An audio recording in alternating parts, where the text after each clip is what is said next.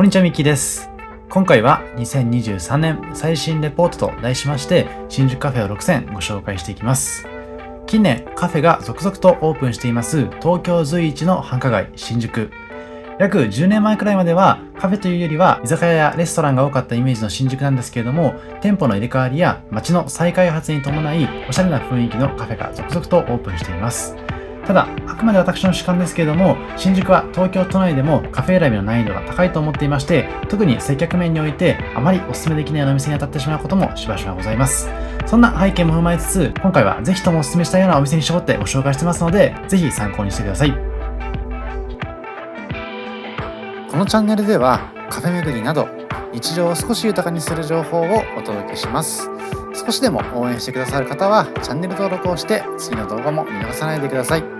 ちなみに今回ご紹介するお店の Google マップ位置情報は本動画の概要欄から確認することができますので、実際にお店に訪問する際の参考としてご活用ください。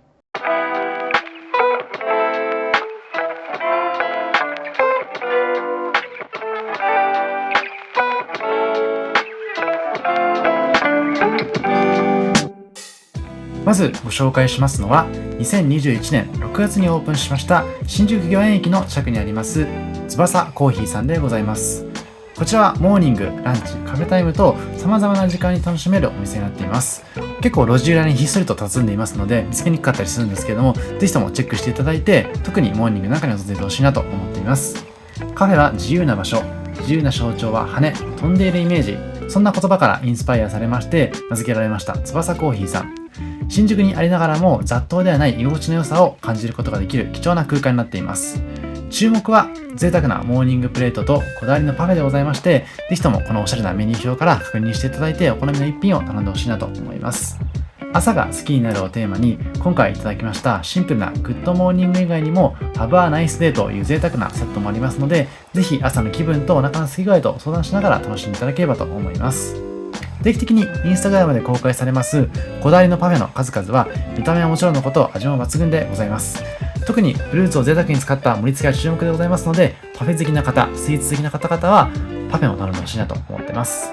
こちらこの日いただきました平日限定のグッドモーニングというモーニングセットでございます。850円でいただきまして、コーヒーもとてもこだわりが深くて美味しい味になってますので、ぜひとも確かめてほしいなと思ってます。コーヒーは京都のコーヒーロースターでありますオカフェロースティングパークさんから仕入れているということでございまして、ジャパンバリスタチャンピオンシップで優勝経験のある岡田さんという方が焙煎していますこだわりの豆になってますので、ぜひそのあたりも注目してほしいです。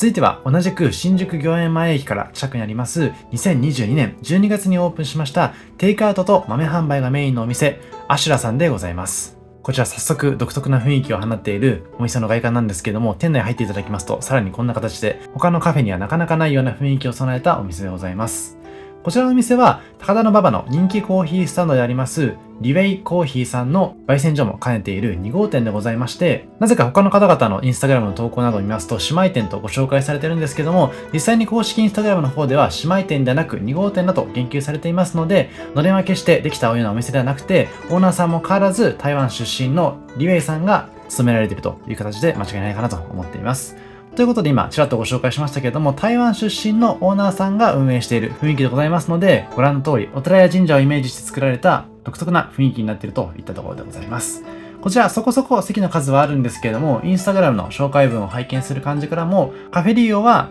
あまり大人数という想定をされていないと思いますので、訪れる際にはお一人様もしくは2人程度で訪れていただいて、こじんまりと楽しんでいただくのがおすすめかなと思っています。で、こんな形でですね、様々な和テイストといいますか、チャイニーズ台北テイストといった形で、このお寺や寺院っぽさ、なんとなく仏教っぽさを感じられる空間になってますので、ぜひとも様々なアングルからお気に入りのショットを撮っていただきたいなと思っています。で、今回朝の時間帯に訪れてますので、こんな形で割と空いているような雰囲気かと思うんですけども、別の日に夕方頃訪れた際にはめちゃくちゃ混んでましたし、土日は結構行列になってますので、スムーズに入りたい方に関しましては、平日の午前中を狙っていただくのが個人的には一番おすすめになっています。こちらはラテアートの世界大会での優勝経験があるオーナーさんのお店でございますので、バリスタさんのラテアートも注目でございますし、さらにフードメニューが結構充実していまして、先ほど映していましたようなホットドッグやクロワッサン、さらに人気のチーズケーキに加えて、今回後で映しますけれども、注文させていただきましたフルーツサンドなど、一度では体験できないほどの気になるメニューがたくさんございますので、何度か訪れるたびにその深みにはまっていただきたいなと思っています。冒頭でも焙煎所を兼ねていると申し上げたんですけれども、こちらも自家焙煎コーヒーのお店になってますので、コーヒー好きな方なんかはシングルオリジンでコーヒーを頼んでいただいて、そのこだわりの豆の深みとか味わいとかを感じてほしいなと思っています。あと、インスタグラム等では新メニューのご提供の様子なんかも語られていますので、ぜひ事前にチェックしていただいて、気になるメニューがありましたら注文してほしいなと思っています。そしてこちら、この日に頼みました注目メニューのブラックラテと、あとは季節のフルーツサンドでございます。ブラックラテ、こちらとても印象的かと思うんですけれども、こちらは竹炭を使った他ではなかなか体験できないような見た目のメニューになっています。あとはこちら、陶器もとてもこだわっていまして、メニュー自体の提供もそうですけれども、この陶器も含めて楽しめるような、そんな雰囲気になってますので、ぜひお気に入りのアングルでお気に入りの写真を収めてほしいなと思います。ぜひオープンしたばかりで日が浅い今のタイミングに訪れてほしいです。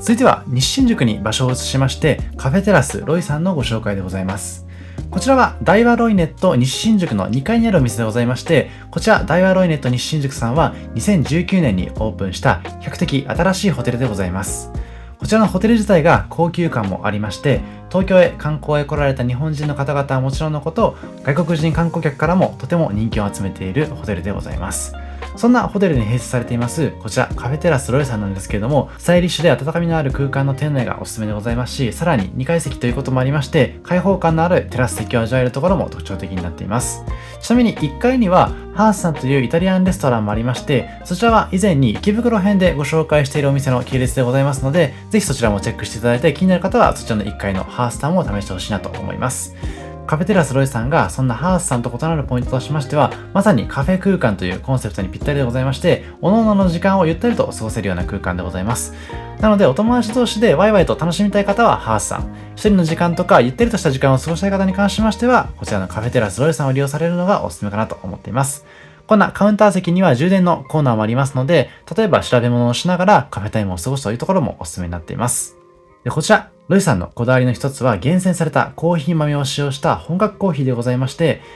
この日はランチセットをいただいたんですけども、コーヒーを選ぶ際もビターもしくはマイルドから選ぶことができますので、お好みに応じてコーヒーを頼んでほしいなと思います。カフェとは言いつつ、モーニングやランチメニューもありますので、お得にサクッと楽しめるところもおすすめなポイントです。こんな形でランチメニュー頼みますと、サラダとスープとあとドリンクもついてきますので、そのあたりも嬉しいポイントですね。ちなみに営業時間は5時半までとなってますけれども、ディナータイムも予約制での営業があるということでございますので、もしご要望がありましたら、電話にてご相談していただいて利用されるのもおすすめかなと思います。この日はこちら、和風キノコのパスタセットランチいただきまして、他にも明太子バター醤油やナスとベーコンのトマトソースパスタなどのパスタメニューもありますし、他には BLT サンドイッチ、ロースカツサンドイッチなどのサンドイッチメニューが用意されていますので、お好みに応じて頼んでほしいなと思います。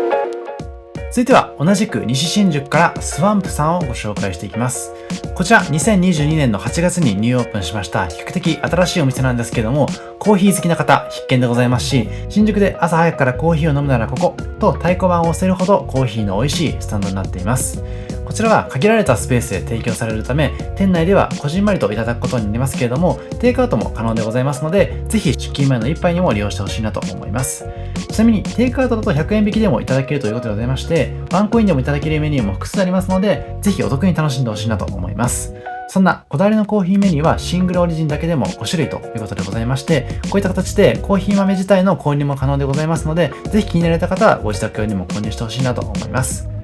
ちなみにその5種類の中でもこの日伺った際になんと1種類は芸者種でございまして、そういった希少なコーヒーを味わえるところもおすすめですね。この日はこちらのフラットホワイトを店内でいただきました。他にもエスプレッソドリンクは非常に豊富でございまして、ロングブラックとかカフェラテ、他にもファミリー間でもいただくことができました。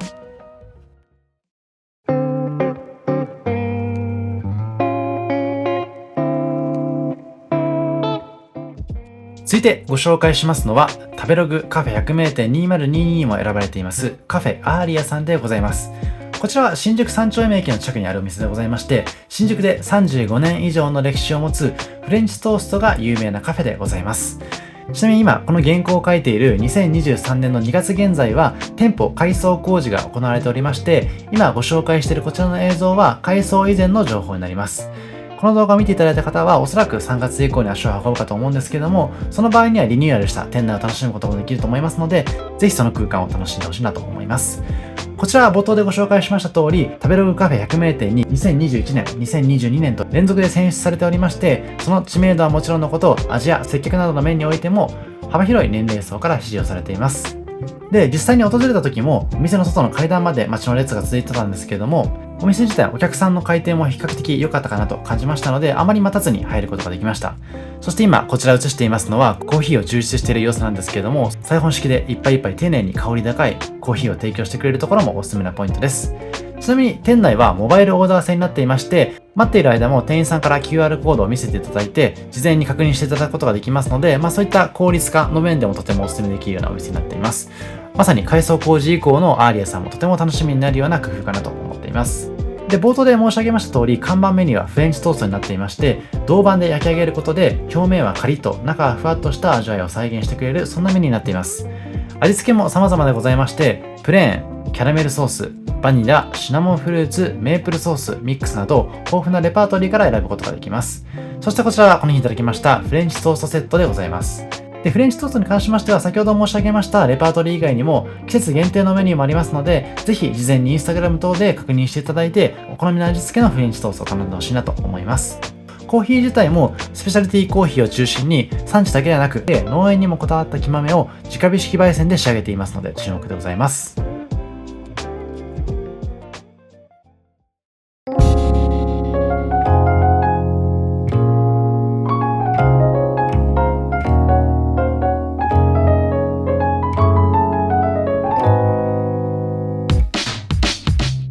そして最後にご紹介しますのは、先ほどのアーリアさん同様、新宿三丁目駅にございますブルックリンパーラー新宿というところでございます。こちらは個人的に長らく利用させていただいている隠れ家的なカフェバーでございまして、新宿のカフェ紹介5回目になるんですけども、やっとご紹介できた、そんな店になっています。結構お店自体混んでますので、この日は開店の時間を狙って抜群にいいロケーションで撮影をさせていただきました。2009年にオープンしたお店でございまして、気づけばもうすぐ15周年のお店でございます。人生における無駄で優雅なもの全部をコンセプトに、ブルーノートジャパンがプロデュースしている音楽、本、そして食という要素が融合した贅沢な空間になっています。ニューヨークのブルックリンをイメージした店内は、おしゃれでありながらもカジュアルでおしゃべりを楽しんだり、ゆったりくつろいだり、様々な客層が楽しめるような空間になっています。立地的にも新宿三丁目を出てすぐにありまして、映画館バルトナインの真下にあるお店でございますので、仕事終わり、そして映画を見てその後のひとときというのが個人的なおすすめコースでございます。もちろん Wi-Fi や充電も使えるところもおすすめなポイントになってますので、ぜひ確認してみてください。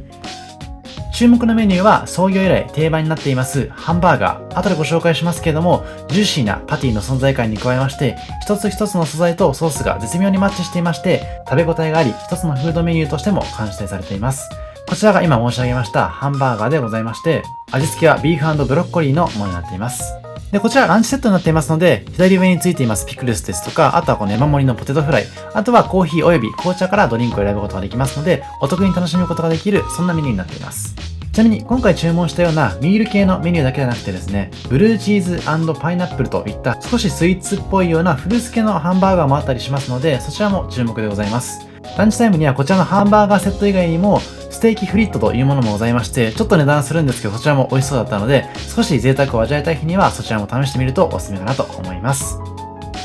以上、今回は新宿からおすすめカフェを6選ご紹介させていただきました。2023年最新レポートと題していましたので、比較的新しいお店もご紹介していますし、昔からの歴史を持つような新宿カフェもご紹介しています。特に今回は新宿御苑前、新宿三丁目、西新宿と新宿の中でも幅広くご紹介していますので、ぜひ用事があるところから近いカフェを選んでほしいなと思います。